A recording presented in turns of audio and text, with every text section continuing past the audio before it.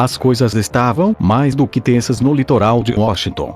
Um enorme kaiju havia emergido das praias e já tinha feito algumas vítimas.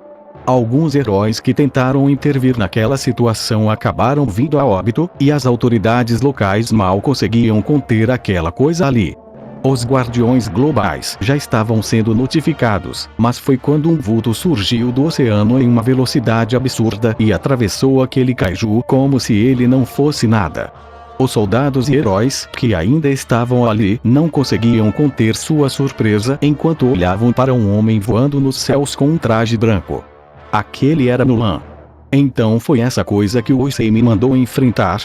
Cause uma boa impressão, ele disse. Aos poucos, ele foi pousando no chão, observando todos os soldados e heróis parados, ainda raciocinando sobre o que estava acontecendo. Mas a atenção de Nolan foi chamada para um helicóptero que acabava de chegar naquele lugar. Não demorou muito para que um homem loiro abrisse a porta e encarasse Nolan diretamente. Era Cecil.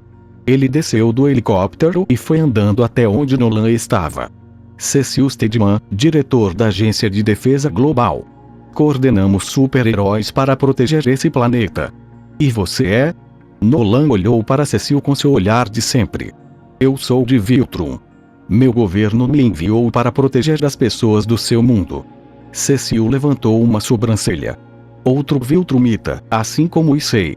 Na verdade, eles até eram parecidos, mas naquele momento Cecil decidiu deixar isso de lado. Sério? Como se chama? Cecil estendeu a mão, parecendo amigável. Nolan olhou para aquilo e apenas retribuiu com certo cuidado para não quebrar a mão do humano. Me chamo Nolan. Cecil então respondeu, muito bem, Nolan. Vou ajudar você a se estabelecer por aqui, assim como fiz com outro Viltrumita. Nolan pareceu levantar a sobrancelha, já que ele parecia conhecer Issei, e, na verdade, visto o cargo que Cecil ocupava, aquilo não parecia nenhum absurdo ou exagero. Enquanto Cecil saía do local em seu helicóptero, Nolan o seguia voando. E agora as coisas voltavam para o outro lado do mundo. Depois daquilo, o local se alternava para o outro lado do planeta, de volta para o Japão. Issei estava voltando para o clube após seu pai, Nolan, ter saído dali. Ele ter aceitado sua proposta foi um alívio gigantesco para ele. Ao chegar no clube, ele notaria que o clima do local não parecia dos melhores naquele momento. Rias, o que aconteceu? Issei perguntou preocupado.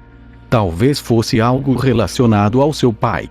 Bem, talvez fosse melhor que tivesse sido isso, já que, antes mesmo de Rias poder responder, uma chama intensa apareceu no chão como um círculo mágico, e aos poucos um ser foi surgindo em meio daquelas chamas. Um homem loiro e alto foi saindo, Issei fechou a expressão no mesmo instante. Parece que você estava esperando pacientemente por mim, não é mesmo, minha futura esposa, Rias? Issei arregalou os olhos. Então era isso. Rias provavelmente estava sendo forçada a se casar com aquele cara, e só pela expressão daquele cidadão ele já podia perceber que ele não era lá uma das melhores pessoas.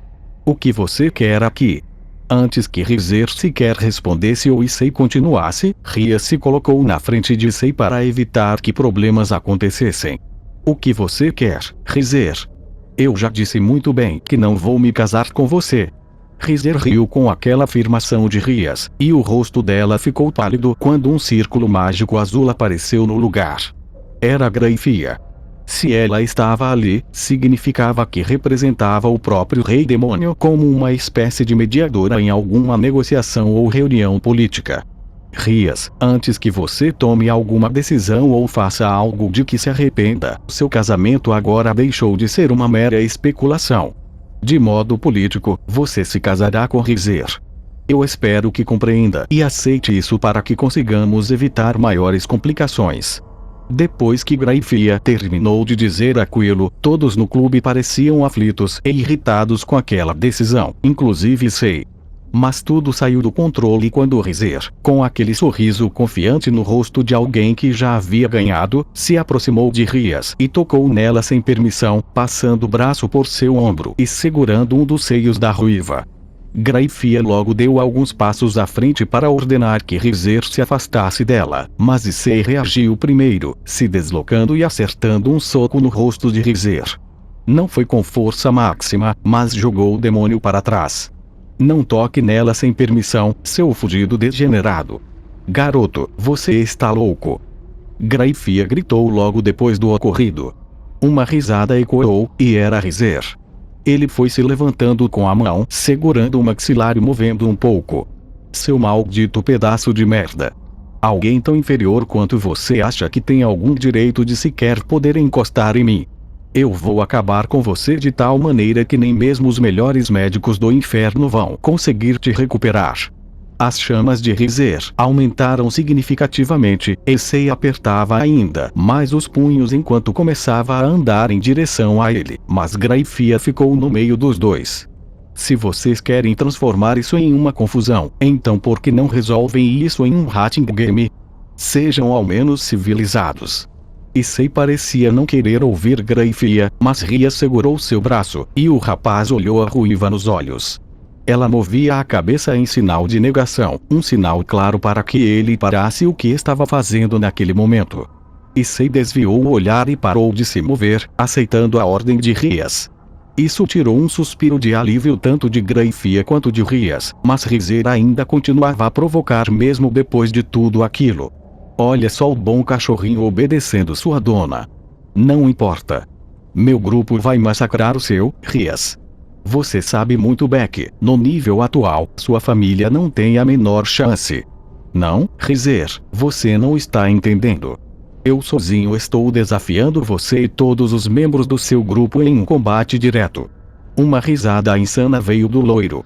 Você? Sozinho? Tá bom, eu não tenho problemas quanto a isso.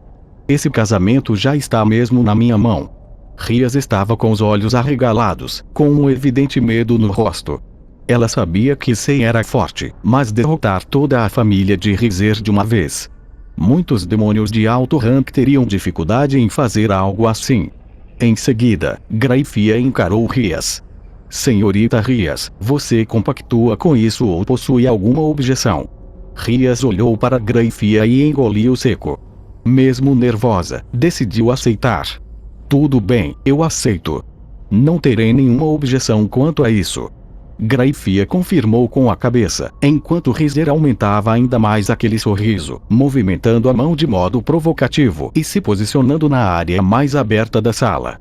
Em poucos dias você será minha esposa, Rias.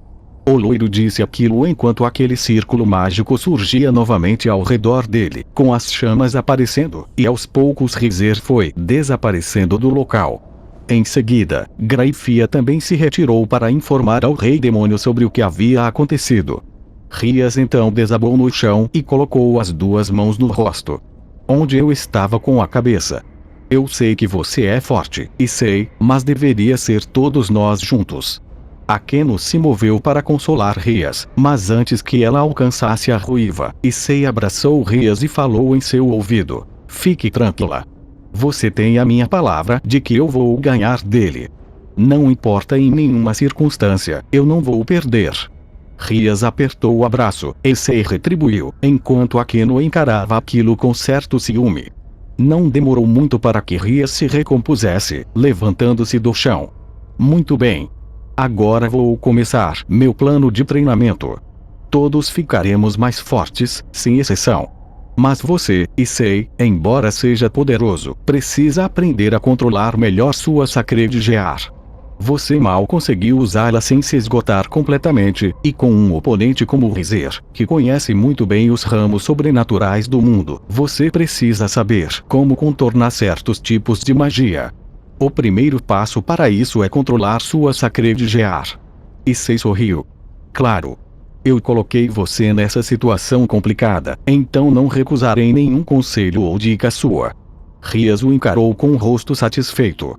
Agora voltando para o outro lado do planeta, Nolan estava trocando de roupa dentro de um apartamento. Ele acabou salvando um grupo de pessoas de um vilão, e uma dessas pessoas foi Debiri. Ele não entendeu muito bem o que sentiu, mas agora estava tendo a ajuda dela para encontrar uma boa roupa e conseguir se misturar melhor entre os humanos. Debbie, o que você acha dessa roupa? Nolan estava vestido com uma roupa cinza padrão, sem nenhuma preocupação real. A mulher foi se aproximando. Simples e elegante. Ficou muito bom. Agora vem comigo para comprarmos alguma coisa para o jantar. Nolan pensou um pouco e interrompeu a fala dela. Eu gostaria que você conhecesse meu filho, aquele de quem eu te falei mais cedo. Que tal eu chamá-lo para um jantar? Debbie pensou um pouco. Claro, uma ótima ideia. Vou conhecer mais do meu amado alienígena. Ela comentou aquilo em um tom irônico enquanto ia se arrumar para sair para o jantar. Continua.